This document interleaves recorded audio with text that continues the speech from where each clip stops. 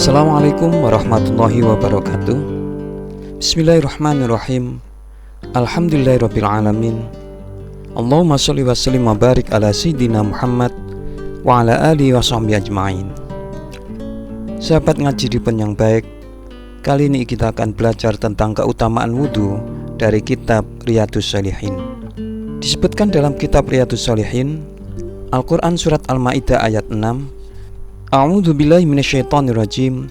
Ya ayyuhalladzina amanu idza qumtum ilas sholati fawsilu wujuhakum wa aydiyakum ilal marafiq wamsahu biru'usikum wa arjulakum ilal ka'bain wa in kuntum junuban fattahharu wa in kuntum marda aw ala safarin aw jaa ahadum minkum minal ghaidi aw lamastumun nisa falam tajidu ma'an fatayammamu sha'idan thayyiban famsahu biwujuhikum wa aydikum min ma yuridullahu liyaj'ala 'alaikum min haraji walakin yuridu litahhirakum wa liyutimma ni'matahu 'alaikum la'allakum tashkurun. Wahai orang-orang yang beriman, apabila kalian tidak melaksanakan sholat, maka basuhlah wajah kalian dengan tangan kalian sampai ke siku, dan sapulah kepala kalian, dan basuh kedua kaki kalian sampai ke kedua mata kaki. Jika kalian junub maka mandilah. Dan jika kalian sakit atau dalam perjalanan, atau kembali dari tempat buang air atau toilet, atau menyentuh perempuan lalu kalian tidak memperoleh air, maka bertayamumlah dengan debu yang baik atau suci. Usaplah wajah kalian dan tangan kalian dengan debu itu. Allah tidak ingin menyulitkan kalian, tetapi Allah hendak membersihkan kalian dan menyempurnakan nikmat-Nya bagi kalian, agar kalian bersyukur. Dalam hadis Nabi disebutkan dari Abu Hurairah radhiyallahu an, beliau berkata, saya mendengar Rasulullah sallallahu alaihi wasallam bersabda, Inna ummati yud'auna yaumal qiyamah ghurram muhajjalina min atharil wudu' faman istata'a minkum ayyutila ghurratahu falyaf'al. Sesungguhnya umatku akan dipanggil pada hari kiamat dalam keadaan wajah, tangan, dan kakinya bersinar cemerlang karena bekas wudu. Maka barang siapa di antara kalian yang mampu memperpanjang sinarnya, maka hendaklah ia melakukan. Hadis diriwayatkan oleh Bukhari Muslim. Hadis ini memberikan anjuran untuk menambah atas apa yang diwajibkan membasuh pada wajah dari tepi ubun-ubun dan telinga, juga sebagian leher, serta menambah dari yang diharuskan pada kedua tangan dan kaki, yaitu dengan membasuh sampai lengan atas dan betis. Hadis berikutnya dari Abu Hurairah radhiyallahu an, beliau berkata, saya mendengar kekasihku Rasulullah sallallahu alaihi wasallam bersabda, tabluhul hilyatu minal mu'min haitsu yablughul wudu. Perhiasan orang mukmin akan sampai pada tempat-tempat yang dibasahi oleh air wudu.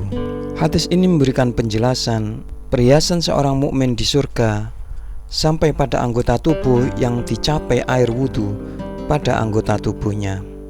Hadis diriwayatkan oleh Imam Muslim. Hadis berikutnya dari Utsman bin Affan radhiyallahu an, beliau berkata bahwa Rasulullah sallallahu alaihi wasallam bersabda, man tawaddo'a fa ahsanal wudu kharajat khotoyahu min jasadi hatta takhruja min tahti adfari. Barang siapa berwudu lalu membaguskan wudunya, maka kesalahan-kesalahannya keluar dari jasadnya hingga keluar dari bawah kukunya. Hadis diriwayatkan oleh Imam Muslim. Hadis ini memberikan penjelasan bahwa untuk benar-benar memperhatikan adab wudu, syarat-syaratnya, dan mengamalkannya, serta kehati-hatian dalam hal itu, dan berusaha untuk melakukan dengan benar dan sah menurut kesepakatan para ulama, dan tidak mengambil keringanan dari perbedaan yang ada, maka hendaklah dia menjaga dan melakukan membaca basmalah, niat, berkumur, istinsyak, istinsar, dan lainnya yang diperselisihkan. Hadis berikutnya dari Utsman radhiyallahu an, beliau berkata, "Ra'aitu Rasulullah sallallahu alaihi wasallam tawaddu'a mithla wudu'i hadza, tsumma qala, man tawaddu'a hakadha ghufira lahu ma taqaddama min dambi, wa kanat sholatuhu wa masyuhu ilal masjidi nafilah." Saya melihat Rasulullah sallallahu alaihi wasallam berwudu persis seperti wuduku ini. Kemudian beliau bersabda, "Barang siapa berwudu seperti ini, maka dosa-dosanya yang telah lalu akan diampuni, dan sholatnya serta perjalanannya menuju masjid adalah tambahan kebaikan." Hadis diriwayatkan oleh Imam Muslim. Hadis berikutnya dari Abu Hurairah radhiyallahu an, bahwasanya Rasulullah sallallahu alaihi wasallam bersabda, apabila seorang hamba muslim atau mukmin berwudu, ketika dia membasuh wajahnya, maka keluarlah dari wajahnya semua dosa-dosa yang pernah dia lihat dengan kedua matanya bersama air atau bersama tetesan air yang terakhir. Apabila ia membasuh kedua tangannya, maka keluarlah dari kedua tangannya semua dosa yang dia kerjakan dengan kedua tangannya bersama air atau bersama tetesan air yang terakhir. Apabila ia membasuh kedua kakinya, maka keluarlah semua dosa yang kedua kakinya pernah berjalan menuju padanya bersama air atau bersama tetesan air terakhir, hingga dia keluar dalam keadaan bersih dari semua dosa. Hadis diriwayatkan oleh Imam Muslim.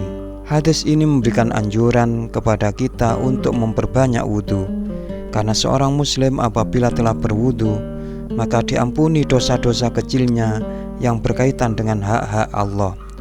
Adapun dosa-dosa besar dan hak-hak hamba, maka itu tidak diampuni kecuali dengan taubat dan minta dibebaskan tanggungannya dari hak-hak hamba tersebut.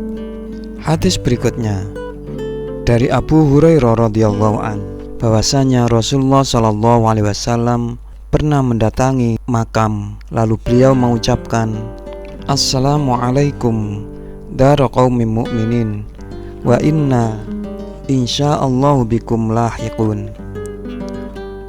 Keselamatan tercurah kepada kalian wahai kaum mukminin penghuni makam ini. Insya Allah kami akan menyusul kalian.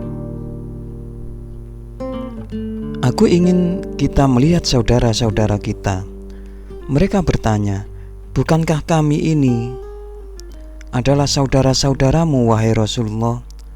Beliau bersabda, "Kalian adalah sahabat-sahabatku, sedangkan saudara-saudara kita adalah orang-orang yang masih belum datang."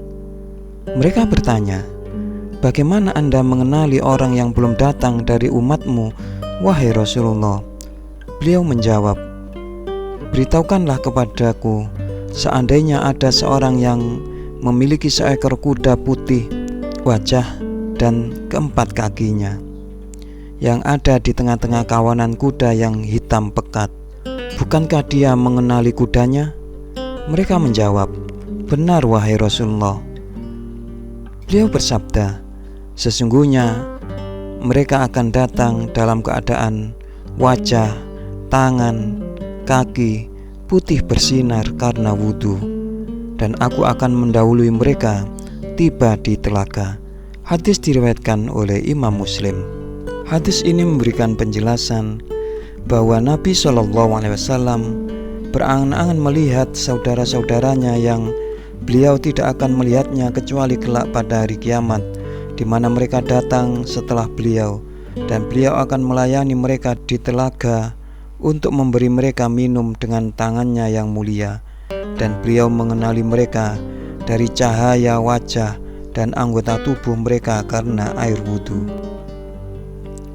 Hadis berikutnya dari Abu Hurairah radhiyallahu an, bahwasanya Rasulullah sallallahu alaihi wasallam bersabda, "Maukah kalian aku tunjukkan kepada kalian sesuatu yang karenanya Allah menghapus dosa-dosa dan mengangkat derajat-derajat?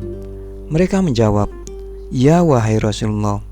Lalu beliau bersabda, menyempurnakan wudhu di saat-saat yang tidak disukai, banyak melangkah menuju masjid-masjid dan menunggu sholat berjamaah setelah sholat. Yang demikian itu adalah ribat. Atau sesuatu yang sangat dianjurkan. Bertahan untuk melakukan sesuatu, seakan-akan dia telah mengikat dirinya untuk melakukan ketaatan ini. Hadis diriwayatkan oleh Imam Muslim. Hadis ini memberikan penjelasan bahwa termasuk perkara-perkara yang dapat menghapuskan kesalahan-kesalahan dan meninggikan derajat di surga adalah menyempurnakan wudhu di atas kepedihan, seperti ketika sangat dingin, banyak pergi ke masjid, menunggu waktu sholat setelah sholat sebelumnya, karena sesungguhnya ini seperti berjuang dan menjaga daerah perbatasan. Karena dalam hal itu ada pemaksaan besar dan penaklukan atas musuh terbesar manusia, yaitu hawa nafsu, yang senantiasa menyuruh kepada keburukan, dan dalam hal itu terdapat pengekangan syahwatnya dan membentengi dari makar-makar setan. Hadis berikutnya dari Abu Malik Al-Asy'ari radhiyallahu an, beliau berkata bahwasanya Rasulullah SAW bersabda, "At-tuhuru syatrul iman." Bersuci itu adalah setengah dari iman.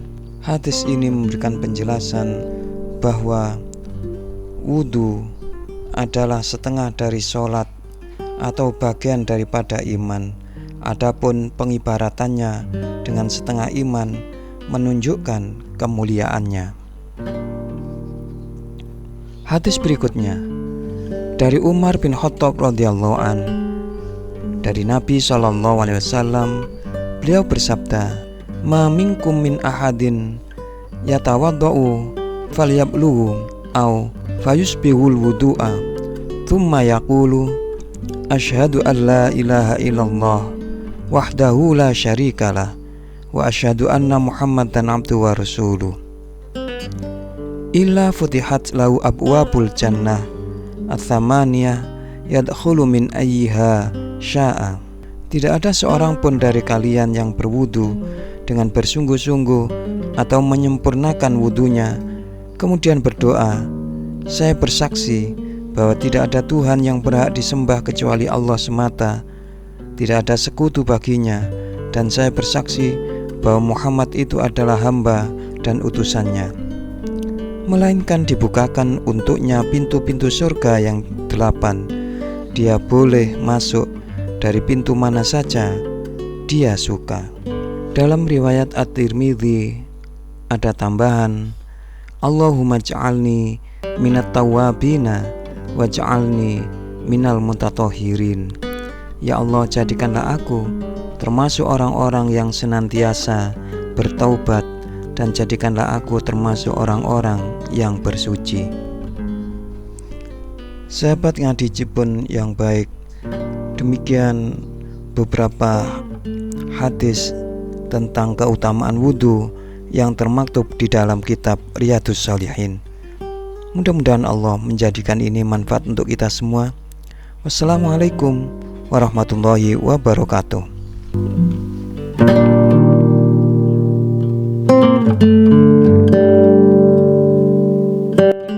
Terima kasih ya atas like dan subscribe-nya.